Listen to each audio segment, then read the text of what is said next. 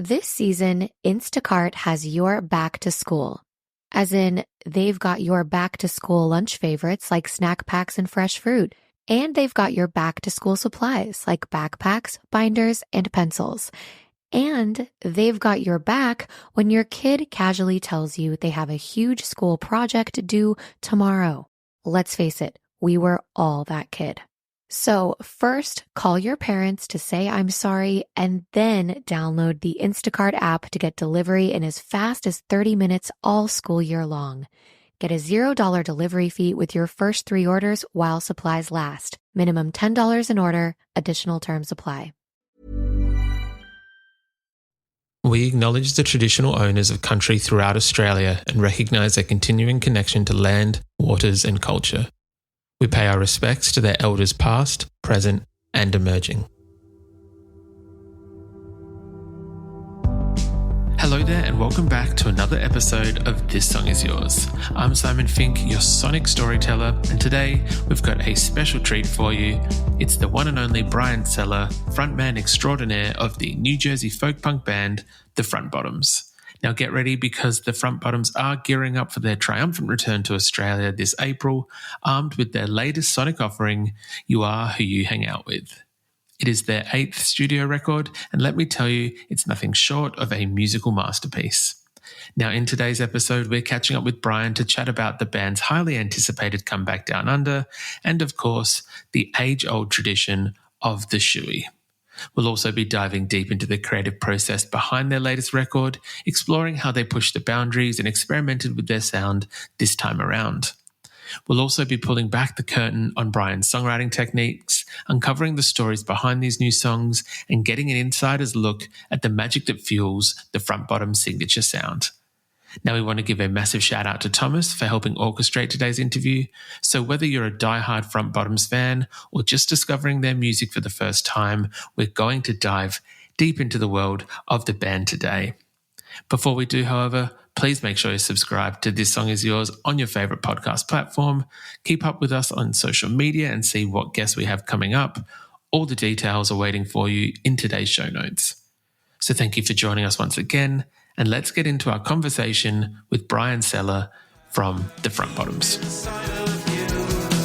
feel better, that's the point. You feel better, that's the point.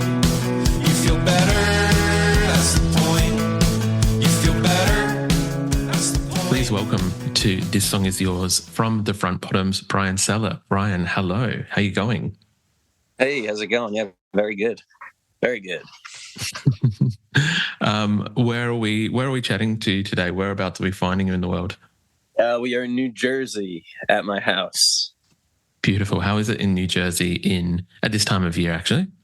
It's pretty crappy, to be honest. It's cold and dreary. That is not ideal. I can imagine it's, probably not a lot of fun.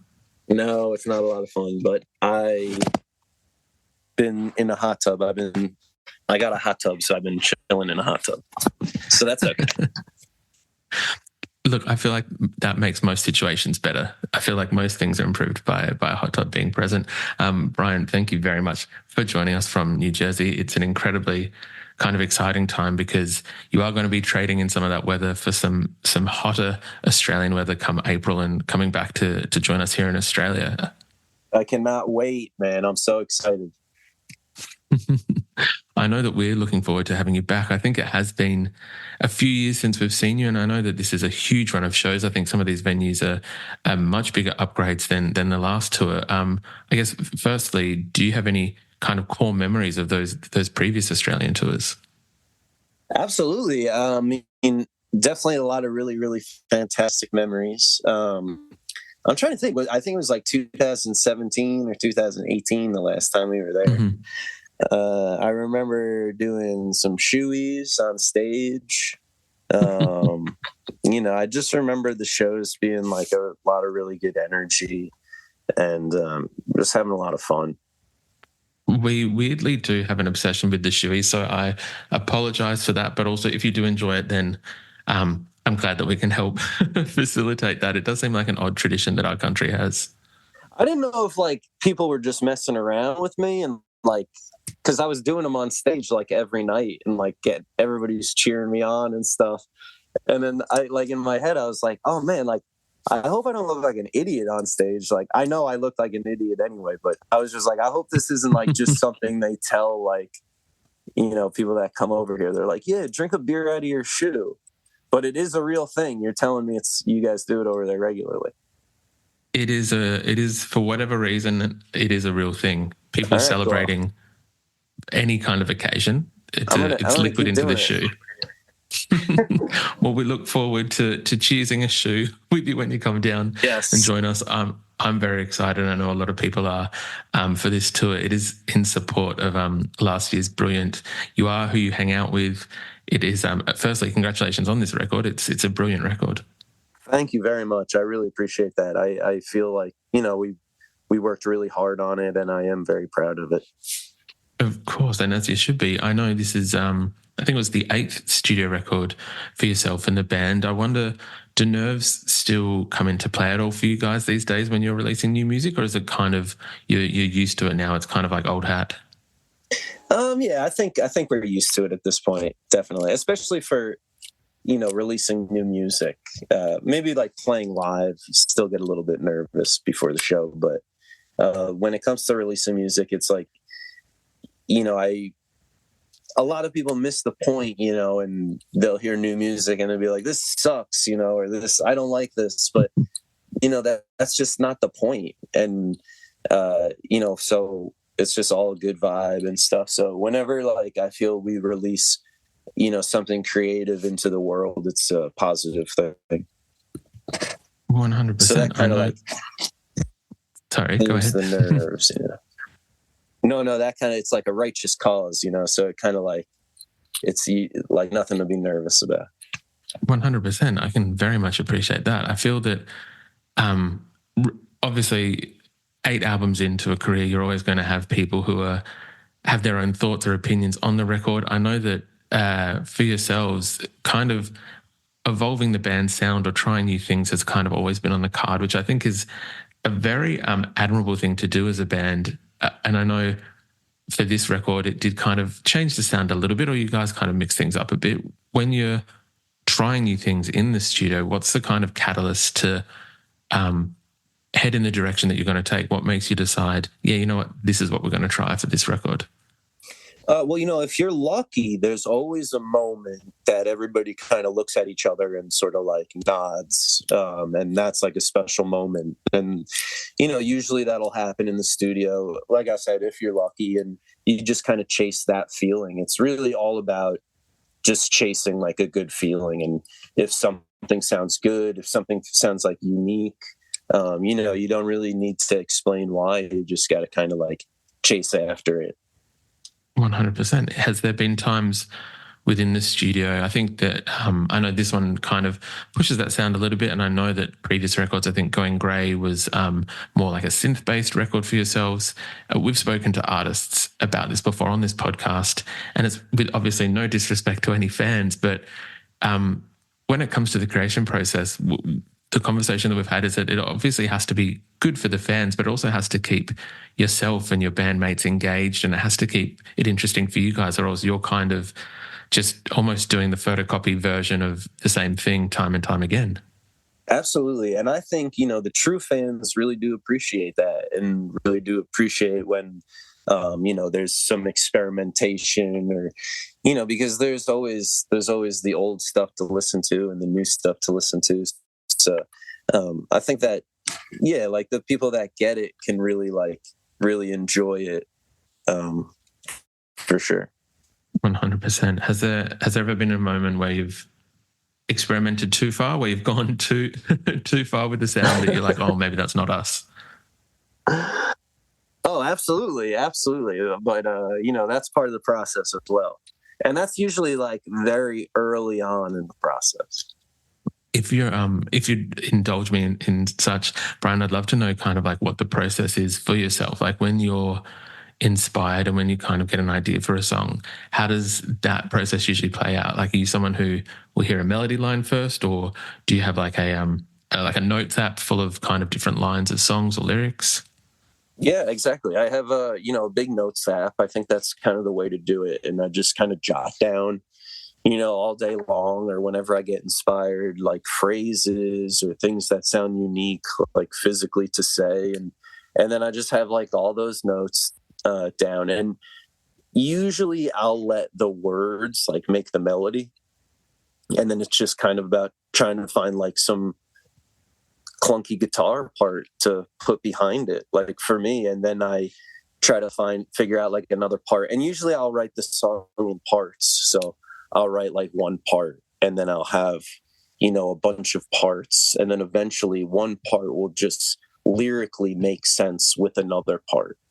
And it's usually lyrically because I do kind of approach it from like a poet's standpoint. And when I'm writing, I'll be writing like all of these parts at the same time, and not intentionally, but just kind of naturally, they'll all have like the same themes, or they'll have like the same emotional connection. So things will just kind of start to fit together naturally. And that's kind of how I do it. I just kind of like, I let the words make the melody, or, it could go the other way around. And I usually start with words, but I could be playing guitar or like, sitting at a piano. And like, you know how it is. If you hear a chord, sometimes you just can't explain it. You're like, oh, okay, I'm going to like play that one over and over again. And then you'll find the second one. And then all of a sudden there's like a 4-chord thing you have. And then at that point, that's when you go into the notes app.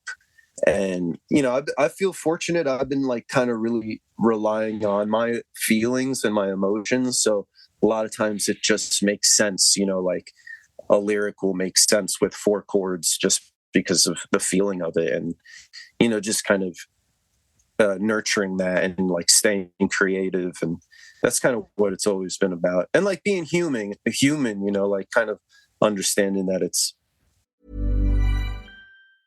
At BlueNile.com, you can find endless ways to make your moments sparkle. From classic and timeless jewelry gifts to creating the custom engagement ring of her dreams, all at prices you won't find at a traditional jeweler. And right now, you can save up to 40% on fine jewelry and 25% on engagement ring settings during the Blue Nile Anniversary Sale, going on now. Go to BlueNile.com to shop the Blue Nile Anniversary Sale and save up to 40%. That's BlueNile.com. My dad works in B2B marketing. He came by my school for career day and said he was a big ROAS man. Then he told everyone how much he loved calculating his return on ad spend. My friends still laugh at me to this day. Not everyone gets B2B, but with LinkedIn, you'll be able to reach people who do. Get a $100 credit on your next ad campaign. Go to linkedin.com/results to claim your credit. That's linkedin.com/results. Terms and conditions apply. LinkedIn, the place to be, to be.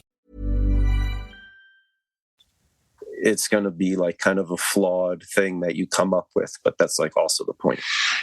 I do kind of love that. I'm curious, has that always been the process for yourself? Like what originally got you into songwriting back in the day? Yeah, totally. I think it was, I always kind of would write and just kind of like free write. And I still do kind of like spend a lot of time free writing. And when I was younger, that's basically was where it came from, just kind of like having journals and stuff, and then getting a guitar and then hanging out with people that were like starting a band, basically Matt. And then we started a band. And then that's kind of, just kind of how it developed. And that's always how it was. Like I wasn't in like 10 bands and Matt wasn't in a bunch of bands. It was like we just kind of specifically found each other and kind of put this together, like sort of like, meant to be or whatever. I do love that. With this latest record, I was wondering if you might indulge us. We are, as you can probably guess, primarily a songwriting podcast. I was wondering if you would be able to walk us through one of my favorite songs on the latest record. I really loved Brick, which kind of comes at the tail end of the record. I was wondering if you might be able to talk us through like how that song came about or the creation of that song. Totally. That one in particular developed over a very like kind of long period of time. And there was a lot of experimentation, in particular with the piano. And for a long time, I remember me and Matt just kind of getting into the room when we had like more or less the final version of it. And we had Eric Romero, who is our guy who he engineers, like when we have want to get demos or something like that. He plays most of the instruments on the album, and he plays guitar with us live. He's awesome. And we'd basically have him play the song, and I would play the piano. I'm not very good at piano, so it'd kind of be kind of loose, and Matt would play the drums. And that's how we would get kind of those extra sounds in there. And, the development of the song, I'm trying to think. Really, it was that lyric, like, find a brick, write my name on it. And it was like, I was talking about, when, I don't know if you'll know about, or you know what I'm talking about, but like sometimes like at a library or something, they'll have a thing where you can donate money to the library, and they'll put like your family's name like on the brick, and they'll put it like in the driveway. Yeah. So like that was kind of like the inspiration for that lyric. And then like, that just kind of how it develops. And I'm trying to think of some other, actually that was one of the ideas where it was like, I was in the studio and I had the chorus and I was kind of like singing it over and over again. And I was like, why don't I just sing it a cappella, and then we could put like the chords around it. I basically had Eric play the guitar chords around it. So that's, like a bunch of different little techniques that we experimented with that song. I absolutely love that. Thank you for sharing that with us. I do appreciate you kind of talking us through it. As mentioned right at the top, you're coming back in April for a run of shows. I know along with this album, there was one or two other releases, I think, in the time since you've been here. How do you determine what's going to make the set list for when you're coming back to a country that you kind of haven't played in a while, and you want to be able to showcase both this album, You Are Who You Hang Out With, but also I think there was another EP and another album before that. So yeah, how do you find that balance in picking the songs? Absolutely. It's a process, it is a process. And every night, basically before the show, me and Matt and the band will sit down, and Matt will, on his laptop, will basically discuss the set list and, what went good last night, what didn't do good the other night. And we are a band that will switch up the set list every night, just because it's like kind of important for our own like sanity. So that's basically how it happens. We'll just kind of go through it and change it up, and we'll probably also we always play like a lot of songs. So like a lot of different songs from a lot of different albums. That's just like as a band. So that's kind of always how we've done it. We've never been a band that's like, oh, we released this album, so we're just going to only play that album. So it's kind of always been like part of the process. But yeah, we're definitely going to give the people what they want. When we come to Australia, we're going to play all the hits. That's very exciting to hear. Has there been a song from the new record? Because it's always interesting, like, we've spoken to some others about this, when you release an album and kind of when it's in the studio and a song is one thing, and then when you take it on the road, sometimes it kind of turns into a whole different thing, whether that's the arrangement, whether it's like a reaction that you weren't expecting for a certain song. Has there been a song from the most recent record from last year's album that kind of has surprised you in terms of its live reaction, or how you've kind of perceived the song in its live environment? Totally. I mean, a song like Paris, which is like definitely a slower song for us. When we play it in the set, it like, it's, you use it as like okay, let's like calm everything down now. And that was a song that I was like, oh wow, everybody's really vibing to this song, and you can kind of see the audience sway into it. And, that's kind of like a cool vibe. I absolutely love that. Well, I know that there are a lot of people in Australia excited to see, as I mentioned, I think you're doing a full tour. You're coming, we're based in Adelaide, which I'm not sure if you've played previously. I know you've done the East Coast a few times, but I'm very excited that it's a full run of dates for this tour. Brian, what we would usually do is ask our guests what they're currently listening to. Is there anything at the moment that's kind of on high rotation for yourself? Let me have a look at my phone real quick. I've been listening to Pronoun. That was a band that I came across. And you know what? I've been listening to this thing where they send you a a new album every day, but it's like classical. Oh, cool. Yeah, it's like classic albums. It's like based off a book. It's like 1,001 albums you should listen to before you die. So basically every morning they send you like the Wikipedia link and the Spotify link. And so today was like, so that's basically what I've been doing every morning when I wake up, just trying to like listen to music that I basically know that I should know. Like today was Otis Redding, Sing Soul. So the Otis Blue, that album. I never listened to the album. I know Otis Redding, obviously, but I never listened to this album. So it's just like a good opportunity to like listen to new stuff that I haven't really heard, like, like Leonard Cohen, or I'm trying to think other ones that I've been getting, like, Nina Simone, or like Simon and Garfunkel, or even the Rolling Stones, like That Bleed. That's like, I really have no interest in listening to that album, but it's important, in the history of music. And when I listen to it, I'm like, wow, there's like a lot of hits on here. I get it, like the Stooges and like Stevie Wonder, like the Go-Go's. I'm just reading through like an Iron Maiden album, Alice Cooper. So that's basically how I've been going about it. I kind of love that though. That's sick. That sounds like a really cool service, or I'm not sure waves you've signed up to that for, but that sounds kind of awesome to be able to take some of the guesswork out of like what you're going to listen to, but also revisit some of those like building blocks of like popular music, I guess. Absolutely.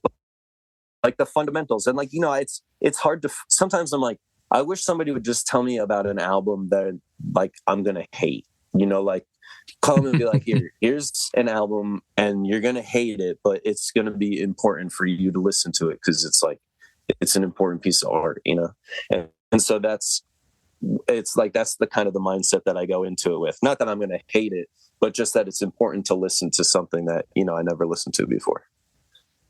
100%. And look, I'm curious, and if you'd like, you don't have to name it, you don't have to dox them. Has there been an album so far that has been critically acclaimed and recommended, and that you've listened to and been like, no, it's not really it? Oh, let me think for a second. Honestly, no, not really, Okay. Yeah, like I was pretty good strike rate. Yeah, like I was saying, like I always try to approach it with like. Actually, wait, dude. Let me take that back real quick. Because there is like, there's some stuff that's like very experimental that I'm like, oh wow, this is pretty experimental. Like something like one of these albums that are like Syd Barrett. You know him? Okay, yeah. Like his album. Like I listened to that and I was like, I know that, like I understand it's critically acclaimed, but that was something that I was just like, no, I'll skip this one next time, I feel bad even saying that. That's crazy. No, I know what you mean though. It's a thing of a number of these records are extremely popular, and as we've said, like they've kind of been a touchstone in pop culture and music history. But like you can't have 30 to 40 or 1,001, as the book is, like albums resonate with every single person. There are going to be some that are just not for you, and that's totally fair as well. 100%. Okay, wait, dude, how about this one? The Birthday Party. That's an Australian band, right? Mm-hmm. Mm-hmm. I never heard of them or anything like that, but I got that album one day, and I was like, I thought it was horrible. It's but that's some of their like stuff very popular, right? So that band like kind of formed Nick Cave and the Bad Seeds from there, and so it's almost like they pushed through that to get to a better stage. So some of that earlier stuff I will agree with. I might not revisit time and time again. It was you're not what alone. album was it? It was Junkyard. Yeah. Which it was like, it looks like a classic album. Like I recognize the album cover and everything like that. And then I listened to it. I was like, oh wow, this feels like art music to me. Yeah. Yes. Very spot on. Well, yeah, right on. That's incredible. Brian, thank you so much for sharing that. I absolutely love that. Again, very excited to see yourself and the Front Bottoms down here in April in Australia. Tickets are on sale now. We'll make sure that they're available in this podcast for people to buy. But thank you very much for coming onto the podcast. I do appreciate it. Absolutely, man. Thank you very much. And I'll see you over there.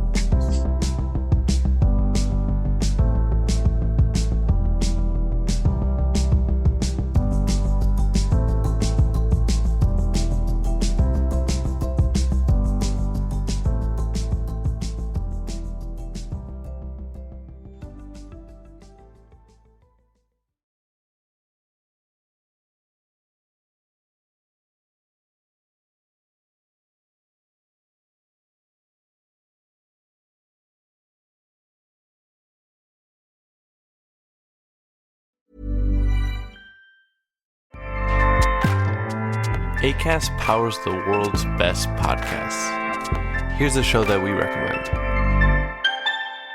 I'm Kristen. And I'm Jen from the I Mom So Hard podcast. Now listen, we don't want to brag, but yes, we are moms. We're average moms. Below average sometimes. But we're not just moms. Yeah, we don't want you to think that we're just moms. And we're not just supermodels either. We're not just pieces of meat, That's right. We're not even close. Yeah. But we are comedians and we're also best friends. We're also best-selling authors. And television writers. And we created a viral web series. With over 300 million views. Okay, What's that's up? bragging. Who's bragging? That is bragging, And we were in our actually. swimsuits. Again, not supermodels. We're also podcasters. Are we podcasting right now? Not right now, but we have been podcasting for 3 years. We're bringing laughs every Tuesday to women and moms everywhere. And one dude who's a sophomore in college, his name's Greg, whatever, he messaged us and made me feel cool. So nice. Amazing. Please listen to the I Mom So Hard podcast on Acast. Woo!